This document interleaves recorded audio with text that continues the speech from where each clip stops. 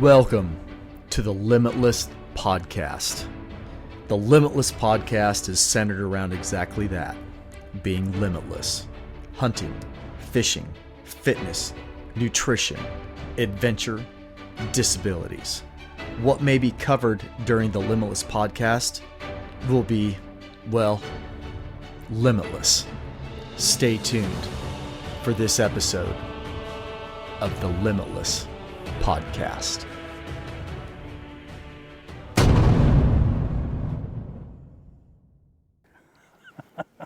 All right, ready? Yeah. Okay. You gonna throw a chicken wing like you do when you're driving? What are you talking about? You did that the whole way up here. What are you talking about, chicken wing? As we're driving down the road. No, I didn't. Yeah, you did. The entire way up here. No, I didn't. Yes, you did. No. The whole way up here. Promise you. I don't think you're right. I thought maybe either you had Tourette's or there was something riding up in your armpit and your top, or maybe it was just something you did because of the seatbelt or whatever. But the entire way up here this morning, you're driving. Which one? This one. It's just you do that the entire way. I'm not kidding. It was.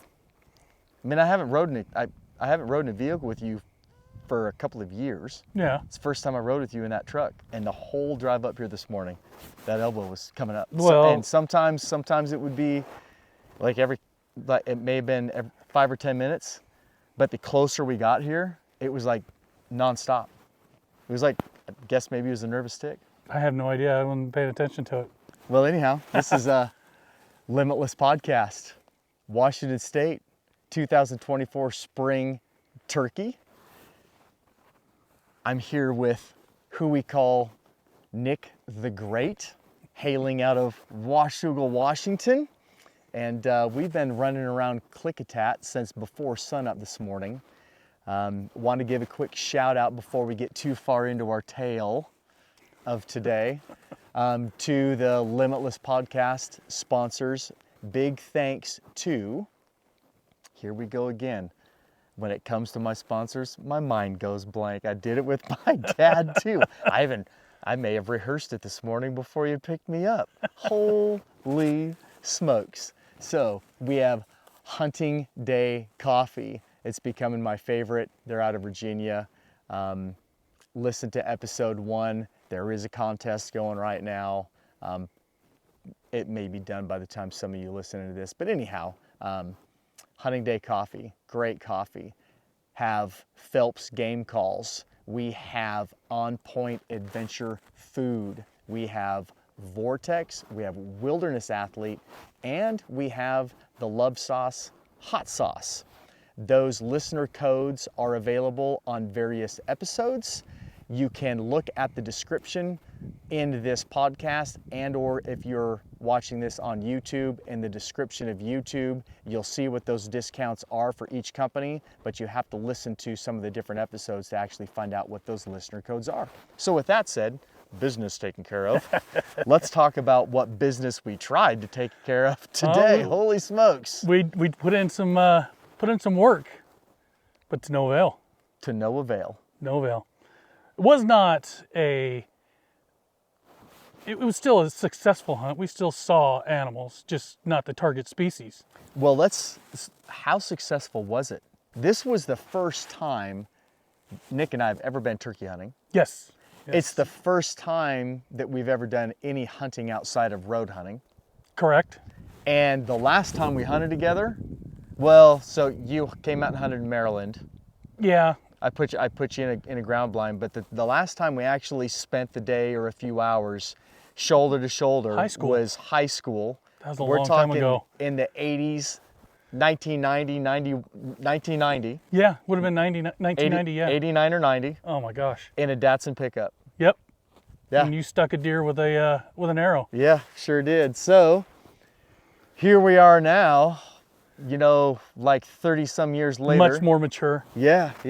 Chasing turkeys together. We had a really, really good time. Oh, we did. Success on filling a tag was not due to lack of effort. Oh no. Well, I mean, we covered some ground today. We did. Yeah, and boy, just couldn't find them. Well, so being that we're in the Pacific Northwest and the state of Washington, if you've never had Ronier, then you are definitely missing out. And I don't drink this because people drank it in the TV series Yellowstone. I drink this because they had the best beer commercial ever. And my cousin Mark was a huge, it's actually Rainier, after Mount Rainier, but we tend to call it Ronier. Try to make it bougie. Yeah, and or, you know, if you're a Yellowstone fan, you might call it Red Tab, although it was called Red Tab before Yellowstone was even written. Oh yeah. Right? But way before. So we're gonna do this. Cheers, my friend. Cheers. We're gonna celebrate this hunt. You're gonna have to listen to a sip on a barley pop while we rip this podcast. Absolutely. Yeah. So we decided that we were gonna do this hunt. It was only within the last few weeks. Yeah. We put the pieces together that I was coming out to go turkey hunting with my father, which you listen to that episode in episode 3. And we said, holy cow, timeline's gonna work out. If you've got the time, I've got the beer, let's go. I haven't heard that forever. Let's go chase a turkey and see if we can, it'll be Nick's first turkey. We failed at that, but learning occurred. Yes, we found some great area. Nick had at least one first today. Boy, did we. We saw bear, we saw deer. And one grouse. And saw a grouse, but we heard a ton of grouse drumming this morning. Oh, yeah, but it tapered off. It did, yeah. Yep, it sure did. So Nick was supposed to pick me up at 4 o'clock in the morning. And I'm standing in my parents' kitchen going through the coffee process and making a bowl of oatmeal to go.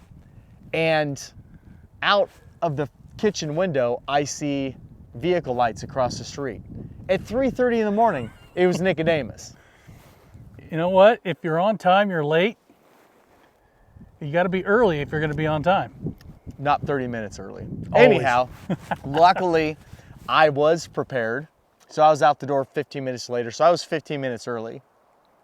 And we hit the road. And we jibber-jabbered for about an hour and a half to drive up here. Yeah, it was about an hour and a half, yeah. Yep. No traffic. Done.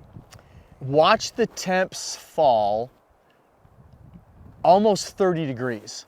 It was from down by where we turned off onto before White Salmon. Washougal was 58 degrees this morning at 3:45.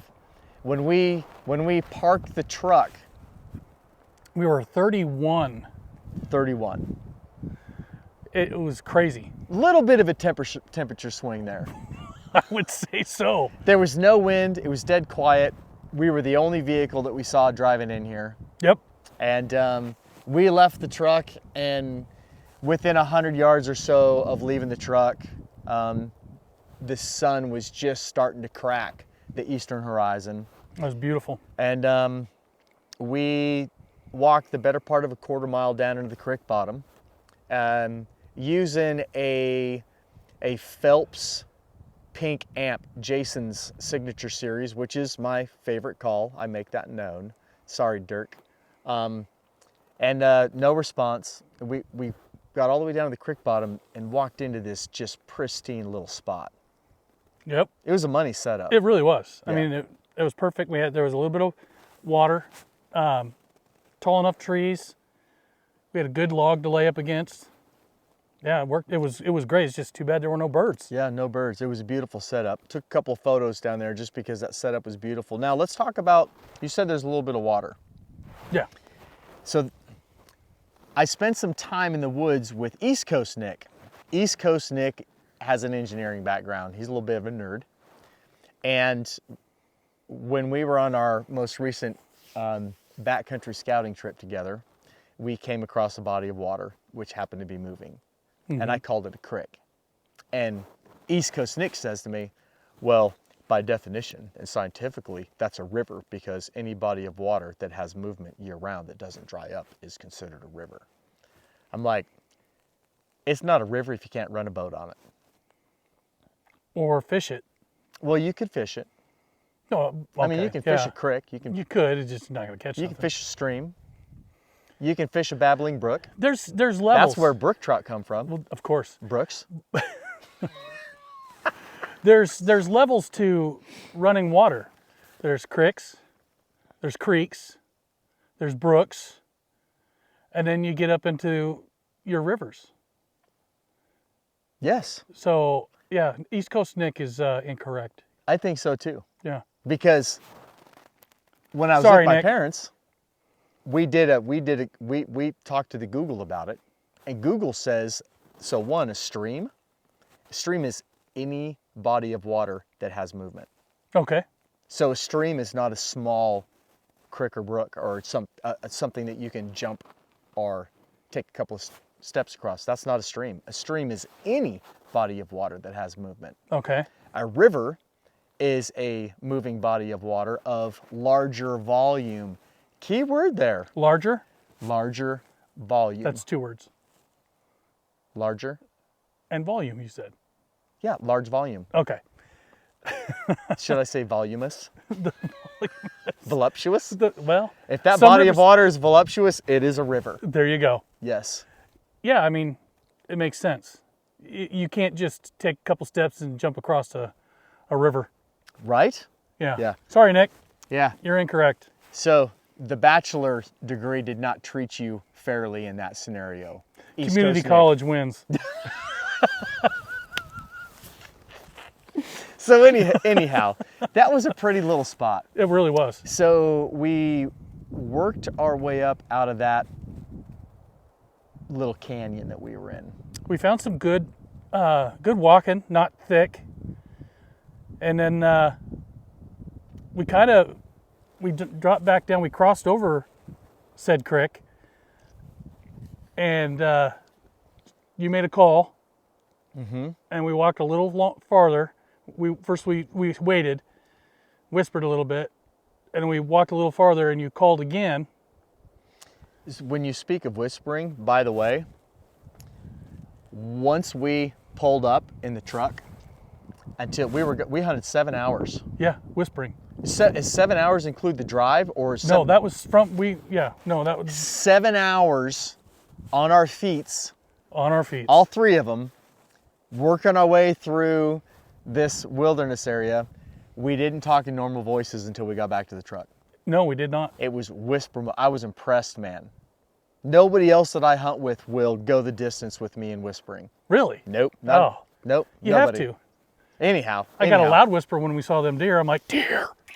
So we were seeing some turkey sign. Are you alluding to the experience? I am alluding to the experience. So there were some learning lessons taking place. Yes. Right. So turkey scratch, and talking about setups. Yes. Why you set up where, using shade to your advantage, Mm-hmm. using some foliage or branches, To obscure your... finding your shooting lanes. Don't make a call until you've looked around your area and you know where you're gonna sit in case something fires off in your immediate vicinity. And you've got to sit down fast. Don't get caught with your decoys down. Exactly. Right? So anyhow, it was like a natural, it was an area where 3 major game trails came to a convergence. Yes, absolutely. It was beautiful. It really was. It was a good spot. And about probably 30, 40 yards down one of the trails was this great big old burnt out log. So we sat in that convergence and we talked about different places to set up right there. And I cranked out a call and we stood and listened. Nothing happened. So we started moving forward, and for some reason I stopped and got all nostalgic on this log because I'm thinking, because I hunted this area with my dad when I was in high school. And first I would come home on leave. Yep. Excuse me. And so Nick and I are standing at this log, and I'm thinking, there's a good chance this old burned out log was here when I was running around, right? Yeah. And we're standing there, and I was like, Nick, sit down now. I heard something in the brush. And it was loud. It was loud. Yeah, so we sat down quickly, and we listened, and it got loud again, and I was like, well, that's not a turkey. Yep. And we knew it was one of two, well, I figured it was a bear. So porcupines, there's a lot of porcupines in this area. Yes, sir. And when they're in trees, they are noisy. They rip bark off trees. Oh, Porcupines are noisy. okay. I've not encountered a porcupine in a tree. So No? Yeah, they're noisy. Obnoxious. I've seen them on the ground, but not so much When they're in a tree, they're obnoxious. Oh, wow. Oh, Okay. yeah. Anyhow, carry on. So we It's listened. like you're barely telling this story.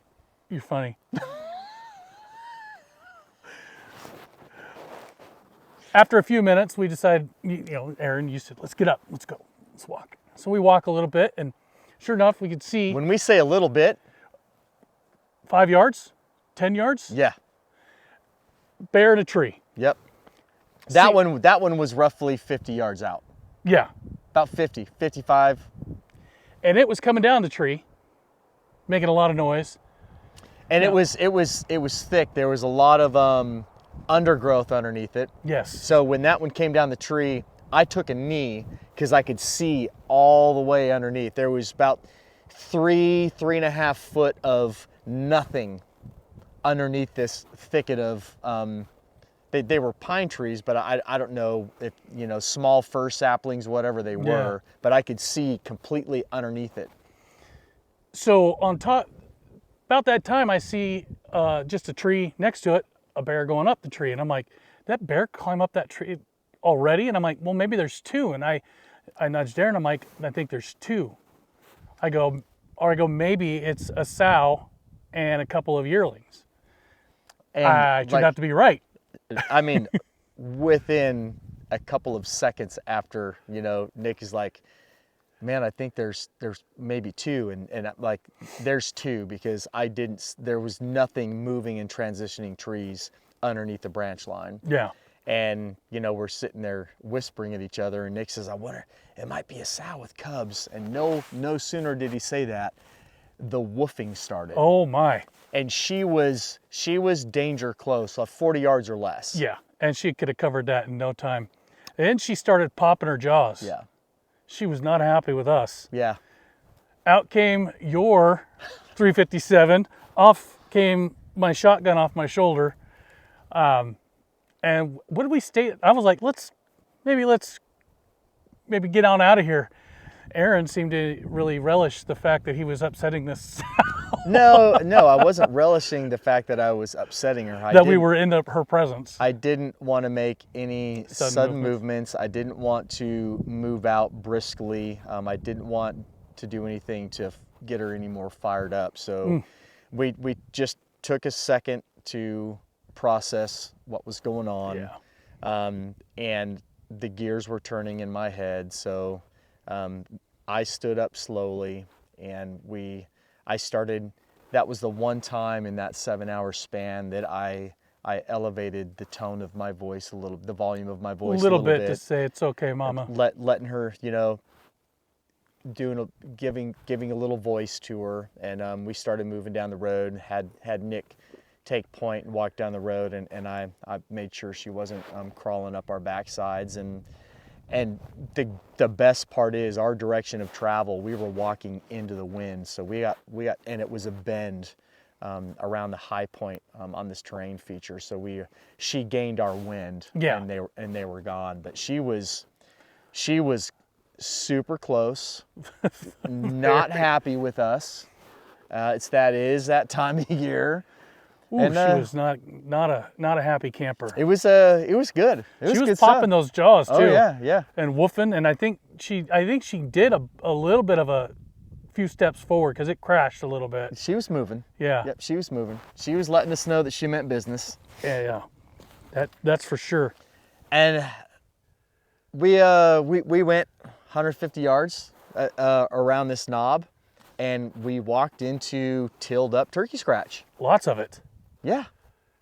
And then And there's turkey scratch all over that mountain. Oh my gosh, yeah. At least what an East Coaster would call a mountain. There's turkey scratch. That's all. That's a hill. It's a knob. It's a knob. A knoll. A knoll. Spell knoll. Knoll. Oh, high five. Community college. Community college, baby. I spell good. Yeah, there's turkey scratch all over that knoll. Exactly. Yeah, there's a lot of it. Yeah. But we never did see any. We did. You know, the new fire chief of Walla Walla last name is Knowles. Interesting. Yeah. They're a very rugged family. A lot of Knowles in that family. Wow. Johnny Wow. Knowles, good man. He's a great man. That's a terrible dad joke. So anyhow, I think we're gonna have a truck passing. that's us all by. right. So as long as they don't stop the chit chat. Exactly. So yeah, we meandered all around that knoll, Calling, whispering, sitting, sneaking, slivering. slivering or slithering? Ooh, slithering. Slithering. Are you a Slytherin? I was slithering. Yes. Right on. And that's when we saw the deer. Yep. Yep. Wow, they're on point. Yeah. They really paid a lot of Didn't attention. even see us. No, they're looking at my truck though. They're like, "Hey, the tailgate's down. What's in that cooler?" Yeah. So anyhow, saw 4 deer. Yes, 4 deer. Yep. Pretty nice sized ones. They weren't little. And we moved about 150 yards down the hill. Found them again. Saw them again. Yeah. This time, they stood still. They were 200 yards out. We got to glass them. Yeah. Saw 3 of the 4. I wasn't in position to see the other ones. I saw just the one who was staring us down. Yeah. She had her eyes on us. Yep. And then, man, we just kept finding some beautiful areas, but Never heard a single bird. no. Nope. Next thing we saw was we both stubbed our feet on a rock and scared up a grouse that was still probably 30 yards from us. Yeah. Spooky little bird. Yeah, he was spooky. Grouse are typically not that spookish. Usually you can almost step on them before they take off. I don't know how many times that's happened to me. It scared the heck out of me most of the time. Yeah. Huh. Anyhow, so then we dropped back down to the creek bottom. Found some horrible land. Yeah, area. we hit a steep brushy spot for a couple hundred yards that we Yep. had to navigate around. And then we were at the point of the hunt where we were about to turn back up, head to the truck. Mm-hmm. We were in a really nice, beautiful spot. There was that thicket of alders. Yeah, on the far side of the creek. Yeah. And I threw out some hen chatter on the old boxy call. Yes, you did. And the first round, I swore I heard a gobble way up the creek. Hearing aids were not in, so I figured it was just my imagination. We discussed it for a hot second. I threw out another round of hen chatter off the box call, and Nick's face just lit up. And he pointed uphill across the creek. I heard a gobble. I heard nothing. I heard a gobble. It was far off, but I still heard it. And this is how I know Nick heard a gobble. We were at the perceived end of our hunt. Nick could already taste these Rainiers. Yes. And we were about a quarter mile from the truck. Yeah, if that. Yep. And we had been moving solid. We had. And I knew that he would not call an audible if it wasn't for reals. For reals, yes. Yeah. So I did what every enthusiastic hunter should do. We took off. I started hauling ass across the creek and up the side of that knoll. The knoll. Yep. We got to the top, threw out some more calls, nothing. Then we found the most massive scratch. Yeah, it was rototilled. Unbelievable. Turkey poop everywhere. Yep. And it had to been, I don't even, 30 feet by 30 feet of scratched up land. It was tilled. Yeah. It was cool. And there was some fresh deer scat, and what you said was the turkey had been in there after Yep. because they'd kicked up pine needles over the top of it. Pine needles and dirt over the top of it, yeah. Yeah, they'd been, it was 2-3 days old tops. They're all over that knoll. They Yeah. are. They're just not talking, and we didn't get to see them. We put in the work. It was an incredible day. It really was. Had a Yeah. blast. Yeah, we really had a good time. We did find one massive pile of bear poo. Yes, Massive pile. It was whatever made that was a big bear. it was a big bear. Found one really nice elk rub. Yep. Tons of elk sign. Oh my gosh. I'm surprised we didn't walk into elk. Yeah, yeah. It was a really, really good day. I want to talk about these decoys that are sitting here. Yes. So these are Montana decoys, and I'm a big fan. As am I own 3, and Nick is now a proud owner of 2. Yes. They're super packable. They're super lightweight. They fold up into nothing. They have 3-dimensional detail to them. Taxidermy eyes. Yes, that's important, by the way. It is. You can adjust them, their head and neck, and then also depending upon where you stake them, you can put them down into a feeding position. And for a hen, you can place her on the ground in a breeding position. So they're very versatile. And Nick, will you hold this, please? Absolutely. They come off the stake. When I say they're packable, they come with a little webbing harness. I don't have it with me now, but this is what they Nothing. It's like a size of a smash hat. down to. Yeah, Looks like a hat. yeah. So I'm a big fan of them. I hunted with these last year. This is the Jake, and the way they have the little Jake beard here, it doesn't bend, kink, and break. So when you pull it out of your backpack or your turkey vest, whatever you're packing it with, it's always sticking out nice and straight for you. They have so it has 2 or 3 layers of fabric on it, and it's very iridescent, and you can run your hands against the grain of the cuts, and it ruffles it up so it looks like it's actual feathers. They're great decoys. Love them. And then they have the packable stake as well. It's a 2-piece foldable packable stake. They're great. Yeah. Easy to put out. Montana decoys, big fan. Absolutely. What else, man? I got a question for you. Sure. When did you start turkey hunting? Last year. What? I know, right? It's something I've always been interested in and just never did it. Never knew how to do it. And in talking with you and your dad, Mr. Jack, you guys talked me into it, and I went with your dad. I hunted most of the time last year by myself. Had a blast. Actually, in all the years I've been hunting, and I've hunted a lot, last year was the first time I've seen bear in the wild.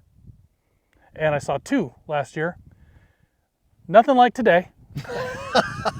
They wanted nothing to do with me. One was in a tree and it couldn't get out of the tree fast enough. The other one caught my wind and was like, I'm out. But yeah, nothing like today. But the experience of being out here this time of year, as opposed to December, November, December for muzzleloading, is unbelievable. The woods are alive, and it's just amazing. It's a lot of fun, isn't it? It's, oh gosh, yes. So it was February of last year. I was home. I was doing a couple of seminars at the Expo. Sportsman's Expo over in Portland, Oregon, and Jason Phelps was there, and they have a great line of turkey calls. And my dad and I were at the show together, and when we came home, and Nick and Kelly came and watched one of my seminars, and we went and had dinner, and then we socialize a lot when I'm home, because Nick and I we go back to 8th grade times. Yes. And we've been friends for a long time, great friends. And my dad and I start talking to Nick about turkey hunting, and Nick and Kelly plan to move to Idaho at some point in the future, and Nick's outlook was, there's a lot of turkeys in Idaho, I'll turkey hunt when I get to Idaho. And my dad and I were looking at him, we're like, why would you wait until you go to Idaho. Go turkey hunting. And my input was, excuse me, like, Nick, you live in 1.5 miles from my father. My father is a wealth of knowledge in regards to turkey hunting. I'm like, you have a mentor 1.5 miles from your house. Take advantage of this scenario. Do it. I went all in. He did. I bought all new gear. I bought. I like this. This is by Treason, and I bought Alps Outdoor vest and bino harness, and then I bought this. You know you can get executed for treason, right? That's funny. I'm just saying. Another dad joke. I was in need of a shotgun, and I was trying to figure out what I wanted. And Aaron says, I have this 12 gauge Stoker that I don't like. He just says it doesn't feel good in his hands. And I said, well, let me see pictures of it. And I've held Stokers before, and I like them. And so I ended up buying this wonderful shotgun that has been custom dipped in Badlands Approach. That's correct. And then I bought a Vortex Crossfire. Yep. That I love. Red dot. Yes. It's got a custom turkey grumpy duck charging handle on it. Yes, it does. And it's turning. And it has a Pattern Master choke. Yes, that right there. Yep. And wonderful gun. What shells are you using? I am using Sadie's Fatties. Yes. Thank you, Aaron Satterfield. Aaron Satterfield, he's a great dude. Sadie's Fatties Makes the best turkey loads. Yes. If you're in the market for TSS, yes. I encourage you not to go to the box store and buy mass-produced TSS loads. I'm not saying there's anything wrong with them. They're good. These are just better. Look up Sadie's Fatties on Facebook and put in an order of TSS loads. Reach out to Aaron, talk to him about your gun, talk to him about your choke and what you would like. And he custom hand loads every single shell. Yes, and he will customize them to what he thinks, and he's usually spot on. Very thorough. Very thorough. He will ask you a lot of questions. Yep. And he will custom tailor them to your firearm. Yep. Yep. Good man. Yes. Yep. Good Christian man. Yes, very, very much so. And I can't wait to get my first turkey so I can take a picture of it with the spent shell and send it to Aaron and tell him thank you. It's coming. Oh, yeah. It's coming. Sooner or later. So this is your second turkey season. Second turkey season. And your first hunt of this year. First hunt. I came out yesterday and came face to face with a couple elk, but no birds. The one area that I walked turned out to be kind of a bust. But I drove down this road, and I've been down this spot we hunted before, and it's beautiful.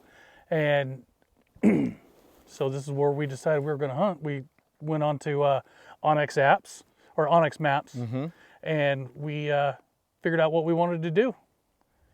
And we put in the work.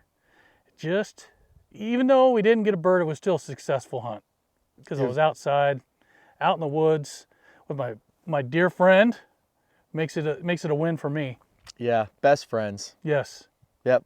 My longest running friend. Yep. Yes, absolutely. Eighth grade. I know. What year was that? I don't even know. 85 or 86? I'm going to be 52, and so are you this year. Yeah. Well, my sister graduated in 87. She was 4 years ahead of me. Well, we graduated in 91. So when she went into her senior year in 86, we were going into our 8th grade year. Wow. So it was 86. Yeah, because we moved into that house off of Lidkey in 88. And you know, when you talk about teenage girls being on the phone for a long time. Oh, geez. So Nick, my parents lived down in Washougal. You would say it's down in town. Town is small. Oh, it's very small. Especially at that point in time, I think the population was under 5,000 people. I think so. And Nick and his mom and dad lived outside of town, up on top of, up above 32nd Street, up on 32nd Street, Yeah, up on top of the hill. And, up on Mount Norway to start with. yep. And so when once school was out and we each went home, the only way that we could talk was by landline. Landline. And we would tie that thing up for hours. Hours. What was that? So Nick and I we're not gamers by any means. I mean, we like killing zombies together. Yeah, we've done that. Slaying zombies on Call of the Duty. Xbox. Yeah. That's a gas. But in 8th grade, I forget how I obtained this or why I obtained. I think somebody gave it to me, or I traded it for something. I don't remember how I obtained this thing, but it was a role-playing game. It was that robotic Robotech. Holy cow! Yeah, I remember that. We played that thing for hours, And we didn't really know what the heck we were doing. we didn't. No. No. And we probably laughed and farted on the phone a lot more than we actually rolled dice and played that game. And in person. Well, yeah, we did that. Well, we did that today. Yes. Well, no, not we. That was you. Whatever. I am not a child. Your child was yelling to get out this morning. You begged a sniffer. Something was honking at the door right away. Will, what else do you want to talk about, man? This is your time. Oh my gosh. This is your time not in the sun because we're sitting in the shade. Thank goodness. Yeah. It got pretty warm. It did. It warmed up today. Yeah. So much so that we had to, we were skirting the tree line so we could stay in the shade. Well, that's where I prefer to be. Yeah, well, I could tell. Yeah. It's not a bad spot to be. It's cover and concealment, my friend. Yes. Yeah. So this is our first turkey hunt together, definitely not our last. We've got a couple of plans. We have confirmed plans for next year. And then a couple of years after that. Yeah. Another. April of 2025, Nick and I are going to the state of Oklahoma with Matt Walker of Gage's High Guide Fitter. And we are going to hunt turkeys and hogs over a 4-day weekend. Yes. Yeah. I am so looking forward to that. That's going to be a blast. Hogs is something that's been on my bucket list to hunt for a while. I'm super excited about that. And plus, going to Oklahoma and hunting turkeys again with you, I mean... That's going to be a fun trip. It will be. Yeah. Yep. Well, looking forward to that, and obviously we're going to rip a podcast when we're there. Of course we are. Yeah. Today was a really, really good day, Nick. I mean... I had a blast. It was one of those hunting experiences where it just really drives in the fact that sharing the outdoors together, pursuing a game animal, enjoying your rights and freedoms of an American is far more important than filling a tag. Yes. Everything that we did today was positive and a lot of fun. And now we're going to go home and enjoy a meal with family. Yes. Yep. With Mom, Pa Ritter. Yeah. Yep. My wonderful wife, Kelly. And is the troll? Yeah, the troll's troll's gonna be. Yeah, my sister is going to be there, and I'm her sure boyfriend Michael. Yeah. Her special friend. Yeah. So we'll ride on, man. Yes. Well, Nick, it was a pleasure. It was. Cheers. Cheers. So, there's good ships, and there's wood ships, and there's ships that sail the sea. But friendships are the best ships, and may they always be. Cheers, brother. Cheers. Be limitless.